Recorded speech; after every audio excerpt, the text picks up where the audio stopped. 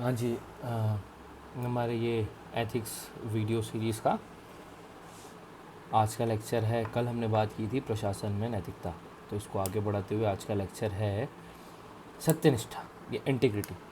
मैंने कल बात की थी कि जब प्रशासन में नैतिकता की बात करेंगे तो कुछ मूलभूत तत्वों की बात करेंगे, कुछ मूलभूत बुनियादी मूल्यों की बात करेंगे, वैल्यूज़ की बात करेंगे जो सिविल सर्वेंट में होनी चाहिए। तो उसमें कुछ वैल्यूज़ या मूल्यों की बात की गई थी। सत्यनिष्ठा, उत्तरदायित्व, पारदर्शिता, ईमानदारी, कर्तव्यपरायणता या फिर सिविल सेवाओं के लिए समर्पण, सेवा भावना, आपका करुणा, वंचित वर्गों के प्रति करुणा, इस तरीके के कुछ मूल्यों की बात की गई थी। मैंने बोला था एक सहिष्णुता की एक के बाद एक कवर करेंगे। तो आज उसमें से पहला मूल्य या पहला तत्व जो आदमी के किसी भी व्यक्ति या सिविल सेवक के लिए आवश्यक है नैतिकता के लिए, उसको स्टार्ट करते हैं सत्यनिष्ठा। ठीक, सत्यनिष्ठा। सत्यनिष्ठा के लिए इंग्लिश में वर्ड होता है इंटीग्रिटी। सत्यनिष्ठा अपने आप में काफ़ी कंफ्यूजिंग रहता है। शुरुआत में देखो तो सत्यनिष्ठा मतलब सत्य के प्रति निष्ठा। आदमी सिंपल सा वैल्यू लेके चला जाता है, इसका सच बोलने वाला आदमी जो सच के साथ रहता है वो सत्यनिष्ठ हो जाता है। थोड़ा सा मामला इतना सिंपल नहीं है, थोड़ा ब्रॉड है। इंटीग्रिटी, अगर इस शब्द को देखेंगे, इसने कई जगह आपने सुना होगा, होलिस्टिक अप्रोच, एक बड़ी अप्रोच लेके चलो। इंटीग्रिटी, हर चीज़ को शामिल करके रखना, हर चीज़ को जोड़ के रखना, वो कहलाता है इंटीग्रिटी सामान्य शब्दों में। एथिक्स में यही सत्यनिष्ठा या यही इंटीग्रिटी बड़ा सिंपल सा है। अगर कोई बंदा अपने आप में पूर्ण रूप से जुड़ा हुआ हो, भौतिक रूप से जुड़ा हुआ नहीं कि एक शरीर है, मानसिक तौर पे जुड़ा हुआ हो, अपने नैतिक सिद्धांतों के तौर पर, अपने आंतरिक मूल्यों के तौर पर पूर्णतः जुड़ा हुआ हो, तो वो वहाँ पर मामला बनता है सत्यनिष्ठा। बड़ा सिंपल सा है। अगर कोई भी व्यक्ति आंतरिक रूप से अपने आंतरिक मूल्यों के स्तर पर या अपने नैतिक सिद्धांतों के स्तर पर आपस में पूर्णतः सुसंगति रखता, सुसंगति मतलब एक दूसरे के एकदम बराबर, एक दूसरे के साथ मेल जोल बना के, एक उन दोनों में डिफरेंसेस नहीं होने चाहिए। डिफरेंसेस नहीं है तो सुसंगति है। अगर कोई भी व्यक्ति अपने आंतरिक सिद्धांतों में, अपने आंतरिक मूल्यों में, अपने नैतिक सिद्धांतों में, आंतरिक तौर पे और बाहरी तौर पे दोनों में अगर इंटीग्रिटी रखता है, दोनों में अगर अपने वो रखता है, सुसंगति रखता है, तो वो मामला कहला जाएगा सत्यनिष्ठता का। जैसे एग्जांपल देता हूँ कि आदमी, ये तो समझ आता है कि अगर आदमी के कुछ मूल्य अलग हैं तो हो सकता है वो कई बार उन्हें प्रदर्शित ना करे। आप बहुत ही स्पष्टवादी आदमी हो, लेकिन आपको गलती सामने दिखी आपके बॉस की, तो आप चाह के भी नहीं बोलोगे।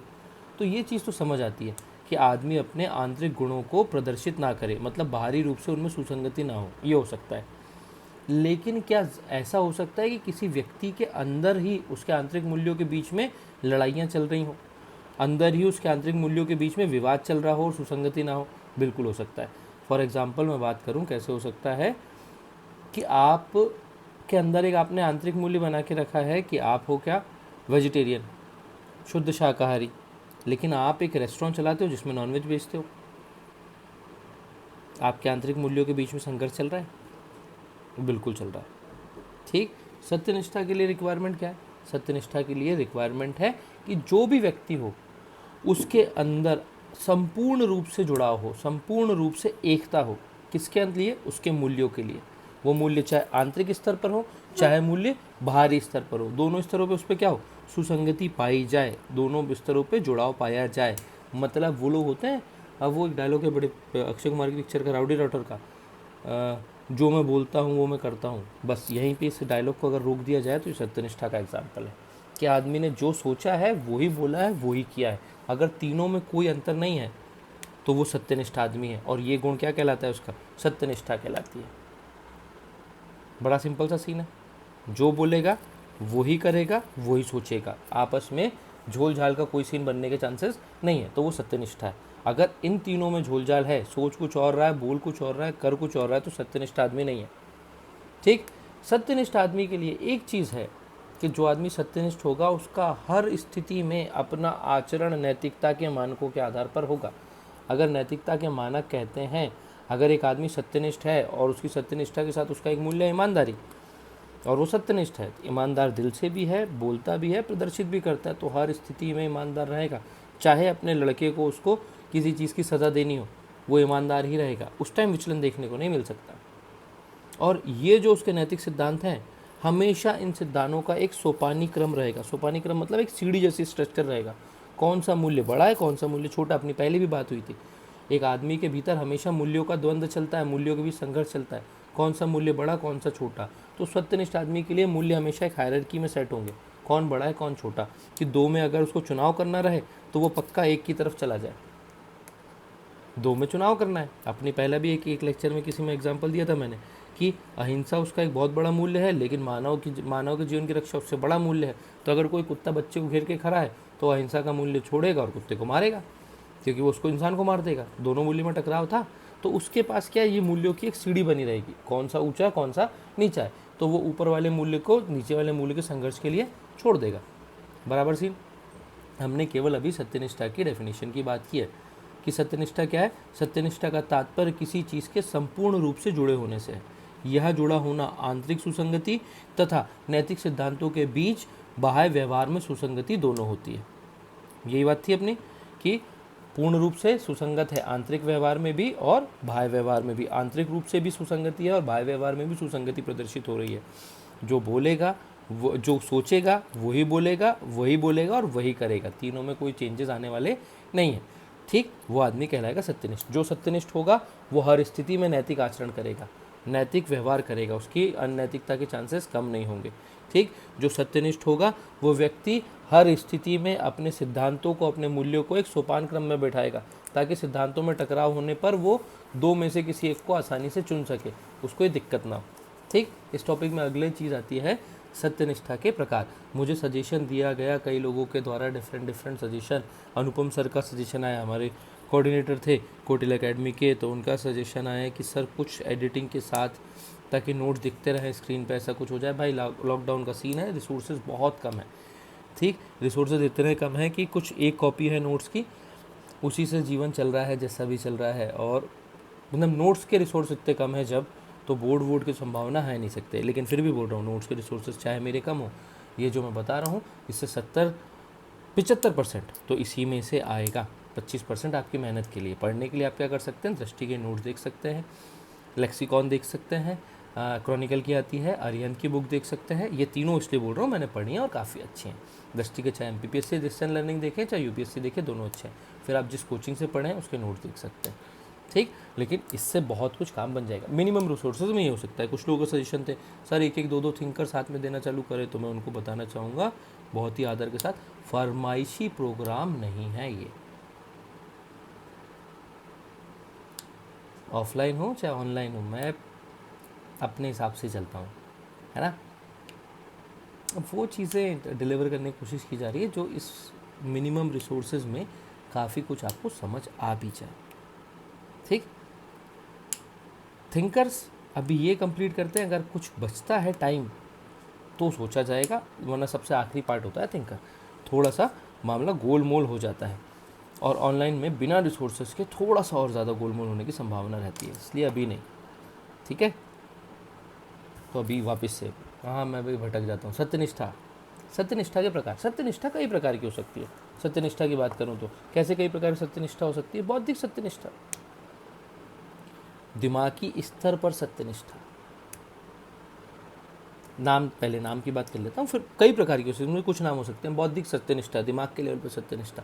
व्यक्तिगत सत्यनिष्ठा, अपने खुद के स्वयं के लेवल पर सत्यनिष्ठा। सत्यनिष्ठा मतलब हमेशा सच बोलना। किससे सच बोलना? अपने आप से, अपने व्यवहार से और सामने वाले से, तीनों चीज़ों को शामिल करना है। एक जुड़ाव है ये सच्चाई का। जो सोचेगा वही बोलेगा वही करेगा, वो सत्यनिष्ठा है। बौद्धिक सत्यनिष्ठा, सोच के स्तर पर सत्यनिष्ठा। व्यक्तिगत सत्यनिष्ठा, आदमी के स्तर पर सत्यनिष्ठा, कि मैं अपने लेवल पे कितना ईमानदार हूँ।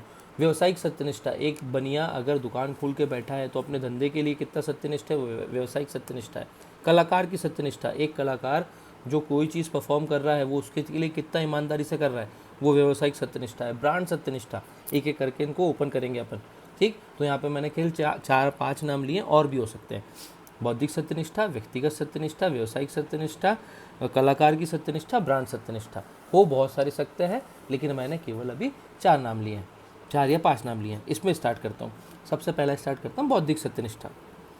मैं सामने वाले को जब भी सामने वाले को देखता हूँ, कोई भी व्यक्ति को देखता हूँ, तो उसका मूल्यांकन करता हूँ। उसने जो भी काम किया, उसने जो भी बात किया, उसके आधार पर मैं उसका मूल्यांकन करूँगा। लेकिन मैं जिन नैतिक आधारों पर सामने वाले का मूल्यांकन कर रहा हूँ, जिस भी नैतिक आधारों पर सामने वाले का मूल्यांकन कर रहा हूँ, अगर उन्हीं आधारों पर अपना मूल्यांकन करूँ डिट्टो सेम लेवल पे, तो वो कहलाती है बौद्धिक सत्यनिष्ठा। अगर मैं किसी आदमी को बोलूँ, अगर मेरे पास एक कहानी आती है, फॉर एग्जांपल कहानी लेते हैं, कि कहानी आती है कि लॉकडाउन में उस आदमी ने अपने घर में झाड़ू लगाने वाली जो आंटी आती थी, उनकी तनख्वाह नहीं थी 2 महीने की। तो मैं बोलूँ बहुत नीच आदमी है यार, वो तनख्वाह नहीं दिया, उसको देना बनती थी। ठीक है, लेकिन मेरी बौद्धिक सत्यनिष्ठा उस टाइम होगी जब मैं अपने आप को भी इसी बेसिस पे लाऊँ, वो करूँ, एवेलुएट करूँ कि नहीं भाई साहब, मुझे भी मेरे यहाँ काम करने वाले आदमियों को इस टाइम पे तनख्वाह देनी चाहिए। अगर मैं खुद तनख्वाह दे रहा हूँ तो उसको बोलूँ, और नहीं दे रहा हूँ तो ना बोलूँ। ये बौद्धिक सत्यनिष्ठा है। उन्हीं मापदंड पर स्वयं को परखना जिस मापदंड पर मैं दूसरों की परीक्षा करता हूँ। पैरामीटर चेंज ना हो। अगर रात 12 बजे घर आने वाला लड़का आवारा है तो वो मेरा लड़का भी आवारा ही कहलाएगा, उसके लिए स्पेशल छूट नहीं होगी। तो बौद्धिक सत्यनिष्ठा है। और रात 12 बजे आने से आवारागर्दी का कोई संबंध नहीं है, तो मेरे लड़के के लिए भी नहीं है और पड़ोसी के लड़के के लिए भी नहीं है। बौद्धिक सत्यनिष्ठा बराबर से। चलो, कोई महानता की नहीं, 3-3 नंबर के हिसाब से डेफिनेशन देखना है और कुछ नहीं। ठीक। व्यक्तिगत सत्यनिष्ठा, मैं व्यक्तिगत स्तर पर अपने ही लेवल पर सत्यनिष्ठ हूँ, अपने मूल्यों के लिए, अपने आदर्शों के लिए, अपने नैतिक सिद्धांत के लिए, अपने व्यवहार के लिए। जो मेरे मूल्य हैं, नैतिक सिद्धांत हैं, आदर्श हैं, उनके लिए हमेशा सत्यनिष्ठ रहूँ। जो हैं उनको व्यवहार में प्रदर्शित करूँ, कभी उनसे विचलन ना हो, जैसा है वैसा ही निकल कर आए, सच का सच। तो वो कहलाएगा कौन सी सत्यनिष्ठा? व्यक्तिगत सत्यनिष्ठा। बिल्कुल ये सीन नहीं कि भाई साहब अंदर से मान रहे हैं, अंदर से एक मूल्य को मान रहे हैं, अहिंसा को बहुत अच्छा मूल्य मान रहे हैं, कि भाई साहब कहीं पर भी अगर देख रहे हैं किसी कुत्ते को किसी ने पत्थर मारा तो अरे राम राम राम, बहुत बुरा काम, अल्लाह इसको सजा देगा करके चिल्लाते आ रहे हैं, और पता चल रहा है रात को घर में बन रहा है मटन कोरमा या नल्ली निहारी। ये आदमी सत्यनिष्ठ नहीं है भाई साहब। इसके सिद्धांत दो अलग अलग हो गए। एक तरफ ये अहिंसा अहिंसा चिल्ला रहा है, दूसरी तरफ खुद हिंसा कर रहा है। सत्यनिष्ठ आदमी व्यक्तिगत स्तर पर सत्यनिष्ठ होगा तो बराबर सामान को, चीज़ों को लेके चलेगा, और अगर वो उससे विचलन हो देख रहा है तो उसका कारण पता होगा, वो सफिशिएंट कारण दे पाएगा कि नहीं भाई सफिशिएंट कारण है मेरे पास कि मैं वहाँ पे अहिंसा मान रहा हूँ, वहाँ पे हिंसा मान रहा हूँ। क्योंकि ये जो हम चीज़ें पढ़ रहे हैं ना, ये थ्योरी है, कई बार ये लाइफ में प्रैक्टिकली यूज़ नहीं हो पाती। ठीक, उस चीज़ को दिमाग में रखना। ठीक। व्यक्तिगत सत्यनिष्ठा, बौद्धिक सत्यनिष्ठा, व्यवसायिक सत्यनिष्ठा। व्यवसाय के अपने अपने नियम होते हैं, अगर मैं उन नियमों के लिए एकदम ईमानदार हूँ तो व्यवसायिक सत्यनिष्ठा है। जैसे डॉक्टर की सत्यनिष्ठा, डॉक्टर के लिए अलग नियम होते हैं। आप आम आदमी की सेवा करोगे जब आपको ज़रूरी है, अगर आप कर पा रहे हो तो व्यवसायिक सत्यनिष्ठा आपके अंदर है, अगर आप नहीं कर पा रहे हो तो आपके अंदर नहीं है।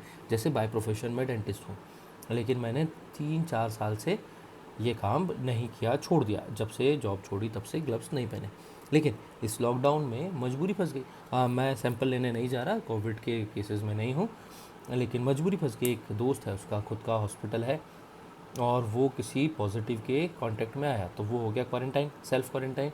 फिर उसकी रिपोर्ट भी आ चुकी है, वो नेगेटिव है, अच्छी बात है वो।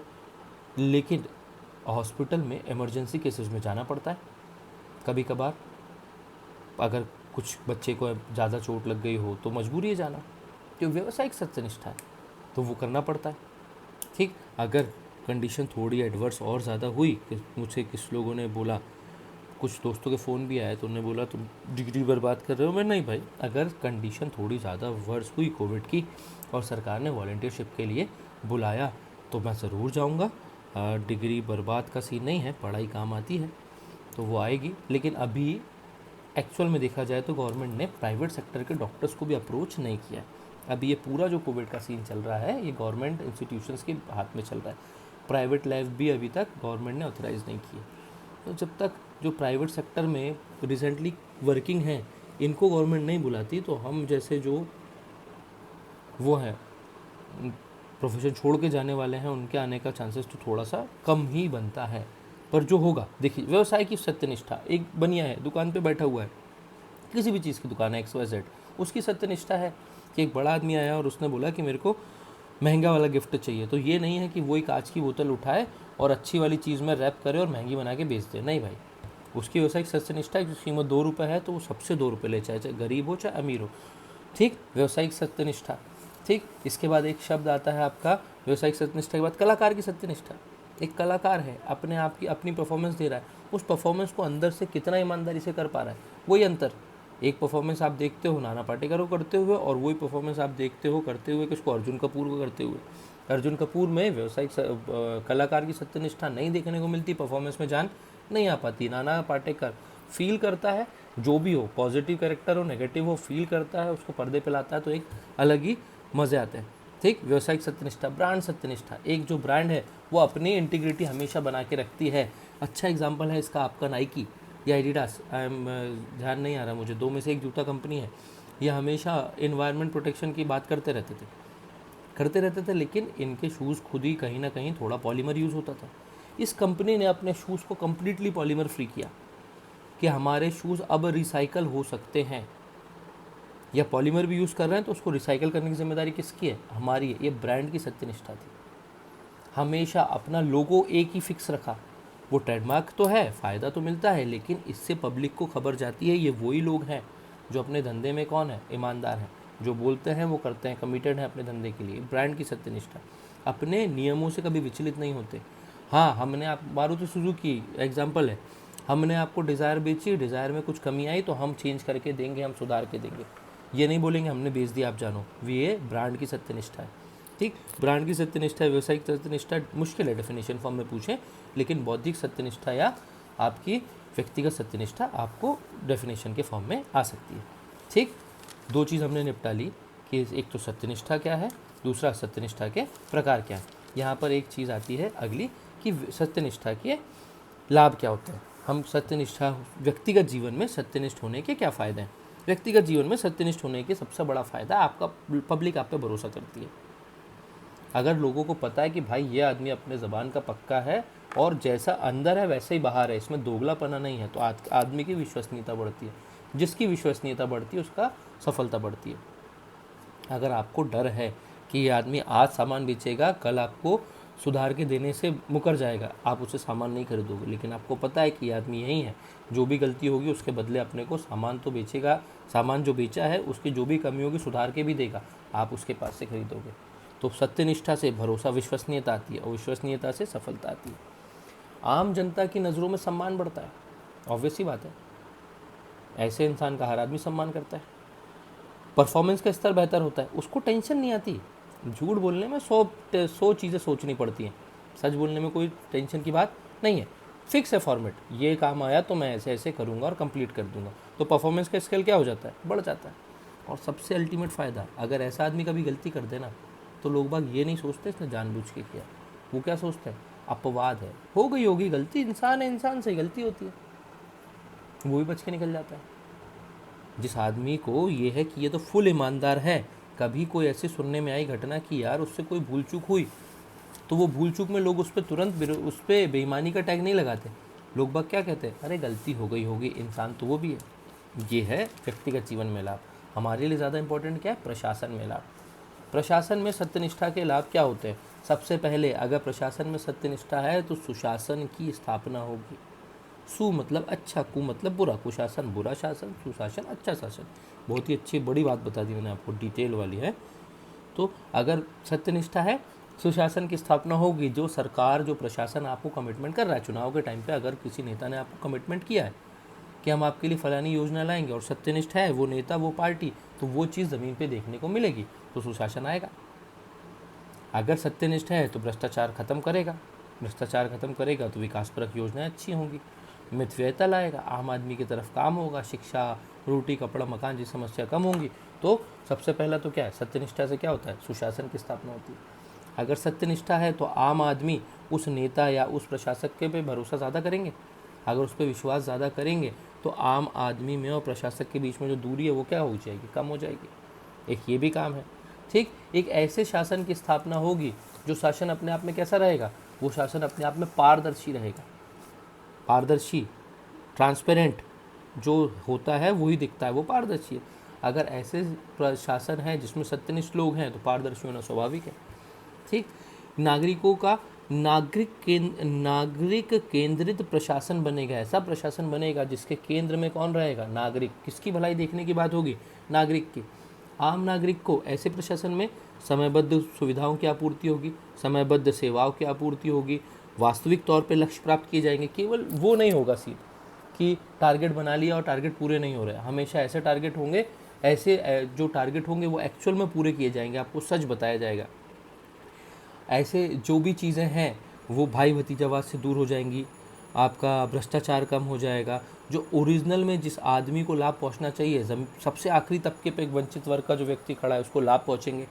प्रशासन में जाति, धर्म, भाषा इसके आधार पर जो विभाजन होने के चांसेस हैं वो समाप्त हो जाएंगे। एक न्याय की स्थापना होगी, चाहे वो आर्थिक हो, चाहे सामाजिक हो, चाहे राजनीतिक हो।